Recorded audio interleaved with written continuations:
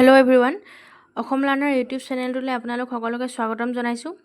আজি এই ভিডিঅ'টোত আমি ইণ্ডিয়ান পলিটিৰ কেইটামান ইম্পৰ্টেণ্ট MCQ ডিছকাছ কৰিম, যিবিলাক কুৱেশ্যন যিকোনো এক্সামতে আহি থকা দেখা যায় আৰু ভৱিষ্যতে অহাৰ চান্স আছে।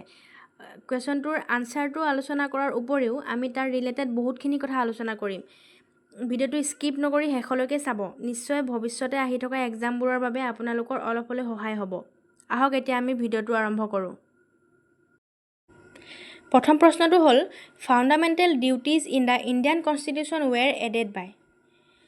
ফাণ্ডামেণ্টেল ডিউটিজ অৰ্থাৎ মৌলিক কৰ্তব্যবিলাক ভাৰতৰ সংবিধানত কেতিয়া অন্তৰ্ভুক্ত কৰা হৈছিলে? এই প্ৰশ্নটোৰ উত্তৰ দিয়াৰ আগতে আমি এটা কথা গম পাব লাগিব যে ফাণ্ডামেণ্টেল ডিউটিজবিলাক ভাৰতৰ সংবিধানখন যেতিয়া ভাৰতৰ নাগৰিকৰ কাৰণে বলবৎ কৰা হৈছিলে আৰু যেতিয়াৰ পৰা সংবিধানখন কাৰ্যকৰী কৰা হৈছিলে, অৰ্থাৎ 1949 চনৰ 26 নৱেম্বৰত যেতিয়া ভাৰতৰ সংবিধানখন বলবৎ কৰা হৈছিলে আৰু 1950 চনৰ 26 জানুৱাৰীৰ পৰা যেতিয়া কাৰ্যকৰী কৰা হৈছিলে, সেই তেতিয়াৰ পৰাই ফাণ্ডামেণ্টেল ডিউটিবিলাক ভাৰতৰ সংবিধানত সন্নিৱিষ্ট কৰা নাছিলে।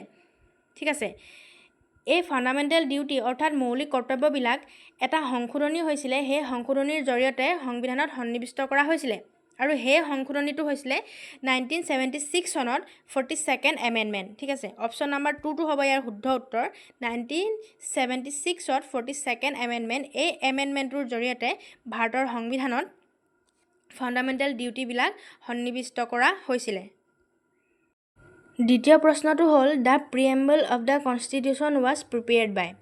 ভাৰতৰ সংবিধানৰ প্ৰস্তাৱনাটো কোনে প্ৰিপেয়াৰ কৰিছিলে? 1946ৰ 13 ডিচেম্বৰত সংবিধান সভাৰ দ্বিতীয় মিটিংখন বহিছিলে।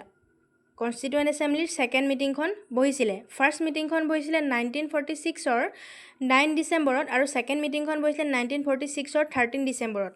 আৰু এই ছেকেণ্ড মিটিংখনতে অৰ্থাৎ 13 ডিচেম্বৰতে জৱাহৰলাল নেহৰুৱে এখন ৰিজলিউশ্যন পাছ কৰিছিলে আৰু এই ৰিজলিউশ্যনখনৰ নাম হ'ল অবজেক্টিভ ৰিজলিউশ্যন। এতিয়া এই অবজেক্টিভ ৰিজলিউশ্যনখনৰ কথা মই কিয় কৈ আছোঁ যে এই অবজেক্টিভ ৰিজলিউশ্যনখনেই 22 জানুৱাৰী 1947ত কনষ্টিটুৱেণ্ট এছেম্বলিয়ে ভাৰতৰ সংবিধানৰ প্ৰিএম্বল অৰ্থাৎ প্ৰস্তাৱনা হিচাপে এডপ্ট কৰিছিলে। ঠিক আছে, এতিয়া প্ৰশ্নটোৰ উত্তৰ হ'ব যে জৱাহৰলাল নেহৰুৱে ভাৰতৰ সংবিধানৰ প্ৰস্তাৱনাটো প্ৰিপেয়াৰ কৰিছিলে। অপশ্যন নাম্বাৰ 3 হ'ব শুদ্ধ উত্তৰ। তৃতীয় প্ৰশ্নটো হ'ল, the constitution of India has became effective from. ভাৰতবৰ্ষৰ সংবিধানখন কেতিয়াৰ পৰা কাৰ্যকৰী হৈছিলে? ঠিক আছে, এটা কথা হ'ল কাৰ্যকৰী আৰু বলবৎ দুটা বেলেগ শব্দ। ভাৰতৰ সংবিধানখন বলবৎ হৈছিলে 26 নৱেম্বৰ 1949 চনত।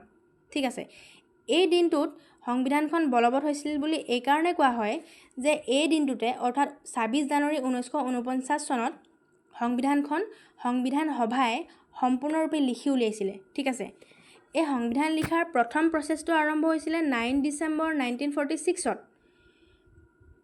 9 ডিচেম্বৰ 1946ত সংবিধান সভাৰ কনষ্টিটুৱেণ্ট এছেম্বলিৰ প্ৰথম মিটিংখন বহিছিলে। ঠিক আছে, এই দিনটোৰ পৰা কামটো আৰম্ভ হৈছিলে, সংবিধান লিখাৰ কামটো আৰম্ভ হৈছিলে আৰু শেষ হৈছিলে 26 নৱেম্বৰ 1949 চনত।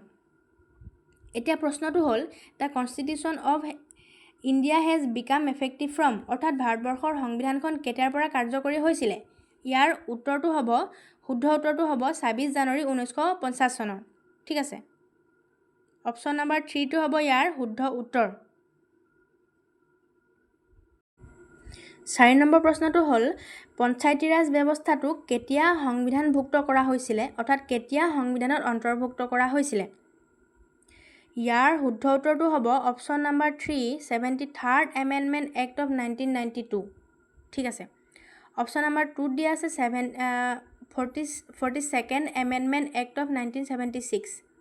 আমি সকলোৱে জানো যে 1976ত যি 42nd এমেণ্ডমেণ্ট আহিছিলে, এই 42nd এমেণ্ডমেণ্টটো সংবিধানখনৰ বাবে এটা বহুত ডাঙৰ এমেণ্ডমেণ্ট বুলি কোৱা হয়। ঠিক আছে, এই 42nd এমেণ্ডমেণ্টটোতে সংবিধানৰ বহুতখিনি বস্তু চেঞ্জ কৰা হৈছিলে, বহুতখিনি বস্তু এড কৰা হৈছিলে। ঠিক আছে, এই 42nd এমেণ্ডমেণ্টটোৰ জৰিয়তে ভাৰতৰ সংবিধানৰ প্ৰস্তাৱনাটোও সংশোধন কৰা হৈছিলে আৰু গতিকে এই 42nd এমেণ্ডমেণ্টটোক মিনি কনষ্টিটিউশ্যন বুলি কোৱা হয় ঠিক আছে অপশ্যন নম্বৰ 4ত দিয়া আছে 61st এমেণ্ডমেণ্ট এক্ট অফ 1989 এই 1989ত যিটো এমেণ্ডমেণ্ট হৈছিলে 61st সংশোধনী এই সংশোধনীটোৰ জৰিয়তে নাগৰিকৰ যোনটো ভোট দিয়াৰ অধিকাৰ যোনটো বয়স 21 বছৰৰ পৰা 18 বছৰৰ কৰি দিয়া হৈছিলে ঠিক আছে ইয়াক কোৱা হয় ইউনিভাৰ্চেল এডাল্ট ফ্ৰেঞ্চাইজ বুলি এতিয়া আমাৰ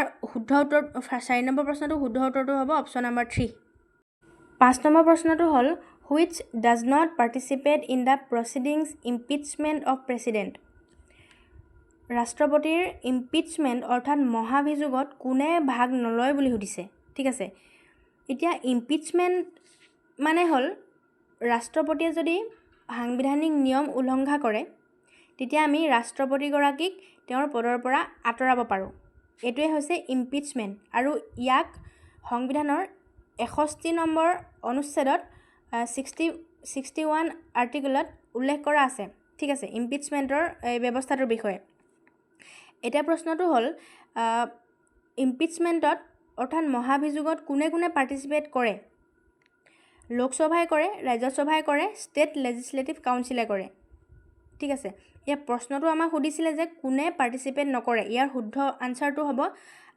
অপশ্যন নম্বৰ 3 আজি ইণ্ডিয়ান পলিটিৰ কেইটামান কুৱেশ্যন আনসাৰ ডিছকাছ কৰিলোঁ অকল কুৱেশ্যন আনসাৰকেইটা ডিছকাছ কৰাই নহয় ইয়াৰ ৰিলেটিভ কিছুমান কথাও আমি ডিছকাছ কৰিবলৈ যত্ন কৰিছোঁ এইটো পাৰ্ট 1 হ'ব ইয়াৰ পিছতে আমি 1 to 3 কে এনেকৈ পাৰ্ট 2 আমি চিৰিজটো কণ্টিনিউ কৰিম যদি ভিডিঅ'টো এতিয়ালৈকে চাই আছে আৰু যদি ভিডিঅ'টো ভাল পাইছে তেনেহ'লে এটা লাইক নিশ্চয় কৰি দিব আৰু যদি চেনেলটোলৈ প্ৰথমবাৰ আহিছে তেনেহ'লে চেনেলটো ছাবস্ক্ৰাইব কৰি দিব থেংক ইউ